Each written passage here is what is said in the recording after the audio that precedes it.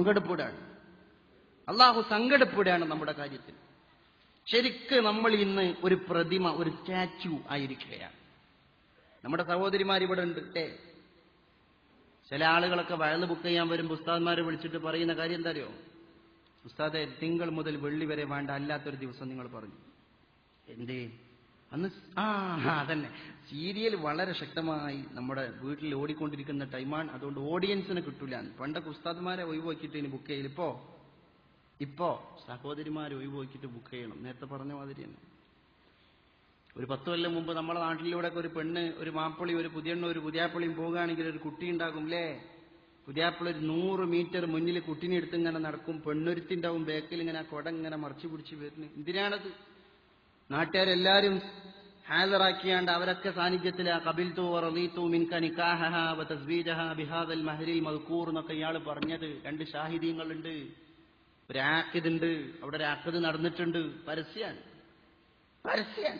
പുതിയാപ്പിളിയും പുതിയെണ്ണാണ് വലിയ രണ്ടാളൊന്ന് പരസ്യ. ഇവർക്ക് വേണമെങ്കിൽ എന്ത് ചെയ്യാം? കൈ പിടിച്ചിട്ട് നടന്നു പോകാം, നോ പ്രോബ്ലം. പക്ഷേ അതൊരു പൊതുമാന്യതയാണ് എന്ന് മനസ്സിലാക്കിയിട്ട് പുതിയാപ്പിള മുന്നിൽ പോകും, ബാക്കിൽ പെണ്ണൊരുത്തി വരും അല്ലേ?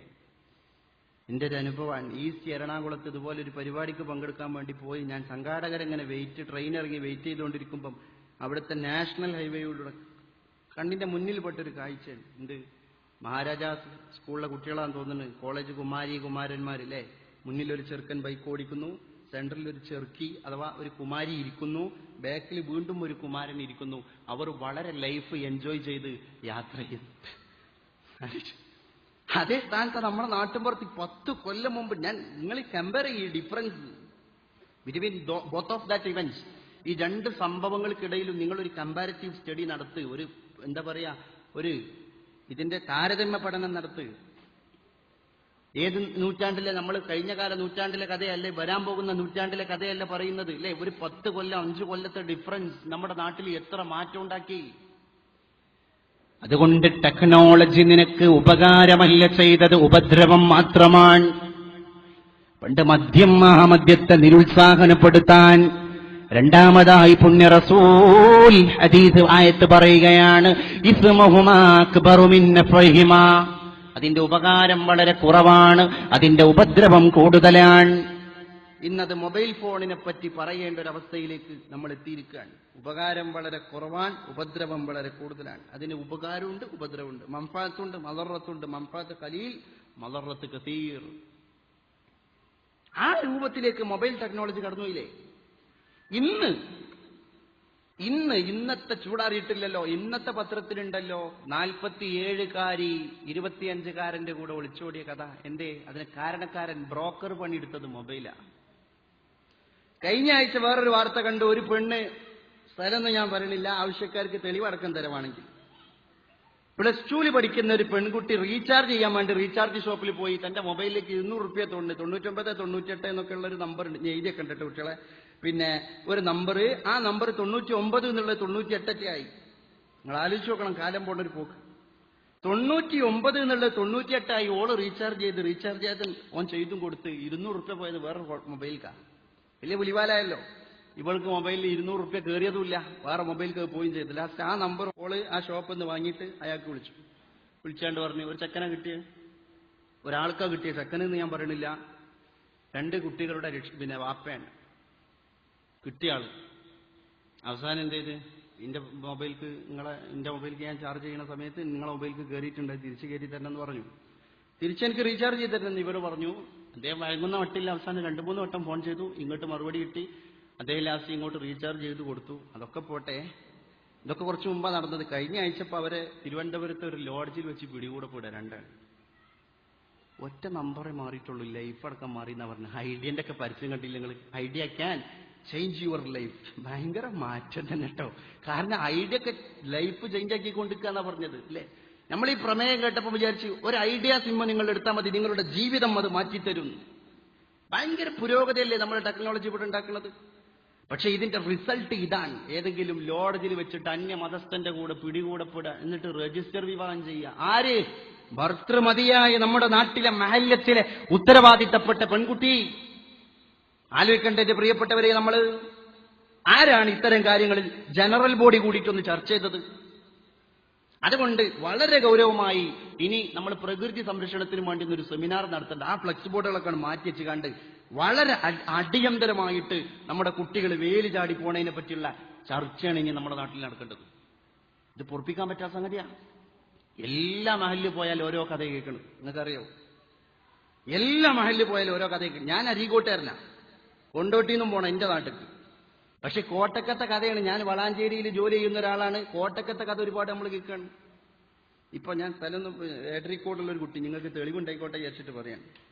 എടരിക്കോടുള്ള ഒരു കുട്ടി ഭർത്താവ് വിവാഹം ചെയ്ത്, ഭർത്താവ് ഒരു ഫോണാണ് വാങ്ങിക്കൊടുത്ത്, മൂപ്പര് ഗൾഫിൽ പോയി. ഭർത്താവിന്റെ ജോലിയല്ലേ. പിന്നെ അവനൊറ്റയ്ക്ക് ഇരിക്കുമ്പോൾ അങ്ങോട്ട് വിളിക്കണം, അവളൊറ്റയ്ക്ക് ഇരിക്കുമ്പോൾ വിളിക്കണം, സ്വാഭാവികമാണ്. കുടുംബക്കാരൊന്നും എതിർപ്പ് പറഞ്ഞില്ല. ഈ കുട്ടിയാണെങ്കിലോ ഉപരിപഠനം നടത്തണം എന്ന് ആഗ്രഹമുള്ള കുട്ടിയാണ്. കുടുംബത്തിനും സപ്പോർട്ടാ, ഓനും സപ്പോർട്ടാ. കുട്ടികൾ പഠിക്കണ്ടേ, ഇന്നത്തെ കാലത്ത് പഠനമില്ലാതെ ജീവിക്കാൻ കഴിയോ? ഒക്കെ. അവസാനം കോട്ടക്കൽ ഒരു സ്വകാര്യ സ്ഥാപനത്തിൽ വന്ന് അവൾ വളരെ കൃത്യമായി പഠിക്കുന്നു. സന്ധ്യാസമയമാകുമ്പോൾ തിരിച്ചു പോകുന്നു. അമ്മായിമ്മക്ക് ഇങ്ങനെ ഡൗട്ട് കൂടുന്നു. ഇവള് ഫോണുമ്പോൾ തന്നെയാണ് കളി, ബുക്കും കിതാബൊന്നും നോക്കുന്നില്ല. അവസാനം ഇളച്ചൻ നാട്ടിൽ വരുന്നു. ഇളച്ചനോട് പരാതി പറയുന്നു. ഇളച്ചൻ അവള് പുറത്തു പോയ സമയത്ത് ഈ ഫോണൊന്ന് ജസ്റ്റ് ചെക്ക് ചെയ്ത് നോക്കിയതാ. ഉള്ള ബ്ലൂടൂത്തിലും ഇൻബോക്സിലും മുഴുവൻ ആപ്ലിക്കേഷൻസിലും ഒക്കെ പാടെ കയറി നോക്കിയപ്പോൾ മുഴുവൻ കുട്ടന്റെ മെസ്സേജാണ്. കുട്ടന്റെ മെസ്സേജാണ് മുഴുവൻ. നിങ്ങൾക്ക് തെളിവ് വേണമെങ്കിൽ ഈ കോട്ടക്കലിന്റെ സറൗണ്ടിങ്സിൽ ഇതിന്റെ വെളിപ്പാടകലെ ചുറ്റുവട്ടത്തിൽ വെച്ചിട്ട് ഞാൻ അഡ്രസ് അങ്ങോട്ട് തരാം. എന്തിനാ പറഞ്ഞത് തരോ? നമ്മളൊരു കാര്യം മനസ്സിലാക്കേണ്ടതുണ്ട്. നമ്മളെ മൂക്കിന്റെ ചുവട്ടിൽ ഈ വാർത്ത നമ്മൾ കേൾക്കാതിരിക്കാൻ പറയാണ്. നമ്മുടെ വെളിപ്പാടകലെ ഇത്തരം വാർത്തകൾ എത്താൻ എന്ത് ചെയ്തു? തലാക്കെല്ലാം വിട്ടണ്. വിഷയം സംഗതി വഷളായില്ലേ? അവസാനം ഈ സഹൃദയൻ അന്യമതസ്ഥനായിരിക്കുന്ന ഈ കുട്ടൻ 4 തവണ എന്നെ സന്ദർശിച്ചിട്ടുണ്ട്. എന്റെ ഈ ഭർത്താവിന്റെ വീട്ടിൽ വന്നിട്ട് എന്നൊരു പെണ്ണ്, നമ്മുടെ പ്രിയപ്പെട്ട പെങ്ങള് പറയുകയാണെങ്കിൽ ആരുടെ മനസ്സാക്ഷിയാ ഇതിന്റെ പേരിൽ തകർന്നു പോകാൻ പോണത്? വന്നോൻ എന്തേ നഷ്ടപ്പെടാണ്ടോ? കുന്തും ഖൈറ ഉമ്മത്ത് എന്ന് ആരെ പറ്റിയാ ഖുർആൻ പറഞ്ഞത്? എന്താ നമ്മൾ ഇത് ആലോചിക്കാത്തത്? അതുകൊണ്ടാണ് ഞാൻ നേരത്തെ പറഞ്ഞത്, ഇത് തമാശയല്ല. ഞാൻ ചില കാര്യങ്ങൾ അതിന്റെ കൂടെ ഒരു ഇതിന് പറഞ്ഞു എന്നുള്ളൂ. പക്ഷെ ഇത് ഗൗരവമായി ചിന്തിക്കേണ്ട വിഷയമാണ്. നേരത്തെ ഖുർആൻ പറഞ്ഞ മാതിരി കള്ളിന് ഉപകാരമുണ്ട് ഉപദ്രവമുണ്ട് എന്ന് പറഞ്ഞു. ഉപകാരം കുറവാട്ടോ ഉപദ്രവം കൂടുതലാട്ടോ എന്ന് പറഞ്ഞിട്ടുണ്ടെങ്കിൽ അത് ഇന്ന് മൊബൈലിനെ പറ്റി പറയേണ്ട ഒരു അവസ്ഥാവിശേഷം നമ്മുടെ നാട്ടിൽ വന്നിരിക്കുകയാണ്. അതിനെ ഫോക്കസ് ചെയ്തിട്ടുള്ള ഒരു പ്രൊപ്പഗേഷൻ അജണ്ട, ഒരു പ്രബോധനത്തിന്റെ, അത് മൊബൈൽ മാത്രം ഫോക്കസ് ചെയ്തിട്ടൊരു പ്രബോധന അജണ്ട നമ്മൾ തയ്യാറാക്കേണ്ട കാലത്ത്. ഇതിനായി ചെറിയ കുട്ടികളുടെ കയ്യിലൊക്കെ നമ്മൾ മൊബൈൽ കൊടുക്കുന്നത്. SLCയിലും +1 ഇനിയിപ്പോൾ ആ കുട്ടികളുണ്ടെങ്കിൽ മൂപ്പരഞ്ഞ് കൊണ്ടിട്ടോ എന്ന് പറയും. പക്ഷേ എന്നോട് നിങ്ങൾ വെറുത്തോളൂ. ഞാനൊരു കാര്യം നമ്മുടെ പൊതുധർമ്മത്തിന് വേണ്ടി പറയാൻ. കാരണം എന്താ, ഈ ടീനേജിലുള്ള നമ്മുടെ കുട്ടികളൊക്കെ അതിനെ ആഗ്രഹിച്ചുകൊണ്ടിരിക്കുന്ന ആളുകളാണ്. പക്ഷെ ഇന്നൊരു കുട്ടി ഷോപ്പിൽ പോയിട്ട് ഷോപ്പ് കീപ്പറോട് ചോദിക്കുന്നത് മൊബൈലല്ല, അതിന്റെ മെഗാ പിക്സൽ, അതിന്റെ മെമ്മറി കപ്പാസിറ്റി, അതിന് എത്ര ഇന്റർനെറ്റിനെ ഗ്രാസ്പ് ചെയ്യാൻ കഴിയും, ഇന്റർനെറ്റ് എത്ര സ്പീഡ്, ഒരു കുട്ടി അന്വേഷിക്കുന്ന ഇതാണ്. അപ്പൊ മൊബൈലിന്റെ അടിസ്ഥാനപരമായിരുന്ന ഉപയോഗം എന്തായിരുന്നു? വിളിക്കുക, വെക്കുക, മെസ്സേജ് അയക്കുക, വാങ്ങുക, അതായിരുന്നു. അതിലപ്പുറം ഒരു ക്രിമിനൽ പശ്ചാത്തലത്തിലേക്ക് നമ്മുടെ കുട്ടിയെ തള്ളിവിടാനുള്ള ഒരു ആയുധമായി ഈ മൊബൈൽ ടെക്നോളജി മാറിയിട്ടുണ്ടെങ്കിൽ നമ്മളാണ് അതിന്റെ ഉത്തരവാദി. അത് സ്ത്രീകൾക്കും സംഭവിക്കാൻ. എല്ലാവരും ബാലിശമായ മനസ്സിന്റെ ഉടമകളാണ്. നമ്മളൊക്കെ ആണായാലും പെണ്ണായാലും. അതിന്റെ സാഹചര്യം ഒരുക്കി കൊടുക്കാതിരിക്കല ഏറ്റവും വലിയ വഴി. നമ്മുടെ ഈ പെങ്ങളടുത്ത്, നമ്മുടെ ഈ കുട്ടിന്റെ അടുത്ത് മൊബൈൽ കൊടുത്തിട്ട് അവളെ പറഞ്ഞേക്കുക, അവളെ ഭാവി ആലോചിച്ചിട്ടാണ് നമ്മൾ പറഞ്ഞേക്കുന്നത്. പക്ഷേ ഒരു മിസ് കോൾ ഒരു ലൈഫ് മാറ്റാൻ നമ്മൾ മനസ്സിലാക്കണം. അതിനൊരു എക്സാമ്പിൾ ഞാൻ ഇവിടെ പറയുകയും ചെയ്തു. അപ്പൊ ആ രീതിയിൽ നമ്മുടെ കുട്ടികളെ സാഹചര്യങ്ങളൊക്കെ മലീമസായിക്കൊണ്ടിരിക്കുക. അതുകൊണ്ട് ആരാണ് ഇതിന്റെ ഉത്തരവാദി എന്ന കാര്യം വളരെ ഗൗരവതരമായി അന്വേഷണം നടത്തൽ. ഇദ്ഹാറുൽ ഇസ്ലാം മദ്രസിന്റെ അങ്കണത്തിൽ വെച്ച് ഇസ്ലാം എന്താണ് എന്ന് പ്രകാശിപ്പിക്കുന്ന ഗേഹം എന്നാണ്. ഇദ്ഹാറുൽ ഇസ്ലാം എന്ന കലാലയത്തിന്റെ അർത്ഥം തന്നെ അതാണ് കുറിക്കുന്നത്.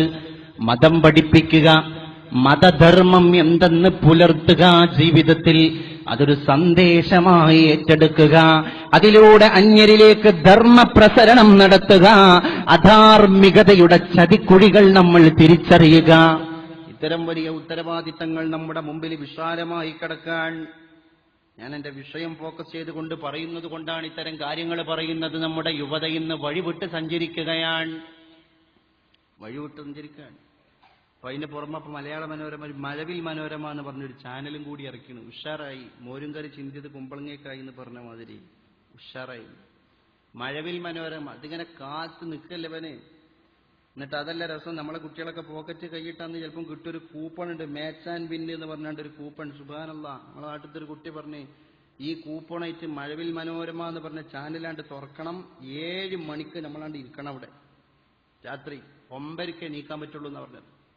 എന്താ 7 മണിക്ക് അവിടെ പോയി നമ്മൾ ഇരിക്കുന്നു. വളരെ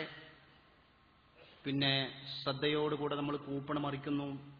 മനോരമന്റെ ഈ മഴവിൽ എന്ന് പറയുന്ന ചാനലിൽ ഇടക്കിടക്ക് ഓരോ അക്കങ്ങൾ വരുന്നു. ആ അക്കം നമ്മുടെ കൂപ്പണിലുള്ള അക്കവുമായിട്ട് എന്തെങ്കിലും ബന്ധമുണ്ടോ നമ്മൾ പരിശോധിക്കുന്നു. അങ്ങനെ അതിൽ വന്ന അക്കവും നമ്മുടെ കൂപ്പണിലുള്ള അക്കവും ഒന്നാണെങ്കിൽ നമുക്കൊരു ഗോൾഡ് കോയിൻ സമ്മാനം അടിക്കുന്നു. ഏത് കുട്ടി അതിന് ഇരിക്കാതെ നിങ്ങൾ പറയും? മലയാള മനോരമ വരിക്കാരന്റെ എല്ലാ വരിക്കാരെ വീട്ടിലേക്കും ഈ കൂപ്പൺ സൗജന്യമായി കിട്ടും ചെയ്യുന്നു. ഷറയിലെ കോരിങ്ങനെന്തിനാ പിന്നെ ഏണി വെച്ചു കൊടുക്കുന്നത് കൂട്ടരെ, നമ്മൾ മനസ്സിലാക്കണ്ടേ. പക്ഷെ ഇതൊക്കെ ഒരു ബ്രെയിൻ വാഷിംഗ് ആണ്, ഒരു മസ്തിഷ്ക പ്രക്ഷാളനം. നമ്മുടെ കുട്ടികളെ ബ്രെയിൻ ഇങ്ങോട്ട് പറിച്ചെടുക്കുകയാണ്. സത്യത്തിൽ ഞാനതാ പറഞ്ഞത്, വീട്ടിലുള്ള ഉമ്മയും ഉപ്പയും എന്താണ് പ്രോഗ്രസ് കാർഡിൽ ഒപ്പിടാനുള്ള ഒരു യന്ത്രം, പാരന്റ്സ് മീറ്റിംഗ് വിളിക്കുമ്പോൾ അവിടെ പോയി പങ്കെടുക്കാനുള്ള ഒരു യന്ത്രം. പണ്ട് ഉപ്പയും ഉമ്മയും അങ്ങനല്ല. എന്റെ കുട്ടി എന്ത് വേഷം ധരിക്കണം, എന്റെ കുട്ടി എന്ത് സംസാരിക്കണം, എന്റെ കുട്ടി ആരോട് ഇടപഴകണം, എന്റെ കുട്ടിയുടെ സംസാര ശൈലിയും അവന്റെ ബോഡി ലാംഗ്വേജ് അവന്റെ ശരീരഭാഷയും എങ്ങനെയാകണം എന്നൊരു കുട്ടി രക്ഷിതാവ് തീരുമാനിച്ചു അല്ലേ? ഇവിടെ ആലോചിച്ചു നോക്കാൻ. നമ്മുടെ ഒരു മാറ്റം ഇവിടെ പി അബൂബക്കർ മുസ്ലിയാർ ഇരിക്കുന്നുണ്ട്. അദ്ദേഹം ആദ്യം ചൊല്ലിയ കവിത ഉണ്ടല്ലോ, അനശ്വരമായൊരു വാക്കാണ് ഷാഫി ഇമാമിന്റെ കവിത.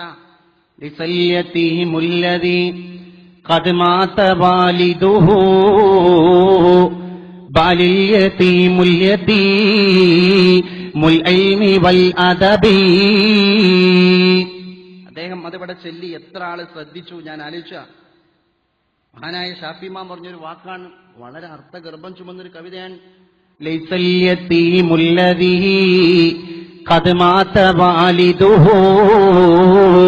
യതീം യതീം എന്ന് നമ്മൾ നാട്ടിൽ വിളിക്കുന്നത് ആരെപ്പറ്റിയാണ്? ഉപ്പ മരിച്ച കുട്ടിയെപ്പറ്റി യതീം എന്ന് നമ്മൾ വിളിക്കുകയാണ്. 15 വയസ്സിന്റെ മുമ്പ് രക്ഷിതാവായ നാഥൻ പിരിഞ്ഞുപോയ കുട്ടിയെപ്പറ്റി നാട്ടുകാർ യതീം എന്ന് വിളിക്കുകയാണ്. എന്നാൽ മഹാനായ ഷാഫി ഇമാം പറയാണ്, നമ്മുടെ മദ്ഹബിന്റെ ഇമാമായ ഇമാമുന ശാഫിഈ റഹ്മത്തുള്ളാഹി അലൈഹി എന്താ പറയുന്നത്? ബാലിൽ യതീമുൽ യതീമുൽ ഇൽമി വൽ അദബി. എന്നാൽ നിങ്ങൾ കാര്യം കേട്ടോ, ഉപ്പ മരിച്ച 15 വയസ്സിന്റെ മുമ്പുള്ള കുട്ടിയല്ല യതീം. അവനെ നിങ്ങളാരും യതീം എന്ന് വിളിക്കുകയും വേണ്ട. അത് അവനോട് യോജിച്ച സ്ഥാനമല്ല. അക്ഷരാർത്ഥത്തിൽ യതീം ആരാണ്? യതീമുൽ ഇൽമി വൽ അദബി. ഇൽമും അദബും ഇല്ലാതെ പോയവനാണ് കാലത്തിന്റെ മുമ്പിലെ യതീം. ഇൽമും അദബും ഇല്ലാത്തവനാണ് യതീം അല്ലേ? എന്താണ് ആ വാക്കിന്റെ കറുത്ത? ഒറ്റ വരി മതി, ഒറ്റ വരി. അത് നേരം വെളുക്കോളും ചർച്ച ചെയ്യാനുള്ള ഒരു പോയിന്റാ. ഒറ്റ വരി മതി. അത് മഹാനായ നമ്മുടെ മദ്ഹബിന്റെ ഇമാം നമ്മുടെ മുമ്പിലൂടെ പാടിപ്പോയ വരിയാണ്. ആ വരിയെ അനശ്വരമാക്കാൻ പ്രവർത്തനത്തിലൂടെ നമുക്ക് സാധ്യമാകുണ്ടോ? നമ്മളൊരു ചോദ്യം ചോദിക്കട്ടെ, നമ്മുടെ കൽബിനോടൊരു ചോദ്യം. ഐശ്വര്യ റോയിയുടെ പ്രസവം ചർച്ച ചെയ്യുന്ന എന്റെ പ്രിയപ്പെട്ട മാപ്പിളക്കുട്ടി, നമ്മുടെ മുമ്പിൽ ആഖിറമുണ്ടല്ലോ, പരലോകമുണ്ടല്ലോ. ആ ഐശ്വര്യ തന്റെ പ്രൈവറ്റ് റൂമിലേക്ക് കടന്നുപോയിട്ട് ഗ്ലാസ് നോക്കിയിട്ട് തന്റെ മൃദുലമായ ചുണ്ട് മിനിക്കുന്നത് ലിപ്സ്റ്റിക് ഇട്ടുകൊണ്ടാണ്. എന്നാൽ ആ ചുണ്ടുകൾ നാളെ 6 അടി മണ്ണിൽ അരിച്ചിറങ്ങുന്ന പുഴുവിന്റെ ഭക്ഷണമാണ്. അത് തിന്നാൻ നടക്കേണ്ടി വരും നമ്മൾ. പിന്നെ അല്ലെങ്കിൽ എന്തിനാ ആരാൻ ഛർദിച്ചോ തിന്നാൻ പോണത്? നമ്മളതല്ലേ ചെയ്യണത്, നമ്മൾ ഏർപ്പാടതല്ലേ. അങ്ങനെ ദാസ്യവേല ചെയ്യുന്ന പണിയാണ്. ആരാധ കഥാപാത്രങ്ങളായി നമ്മൾ സ്വീകരിക്കുന്നത് അവരെയാണ്.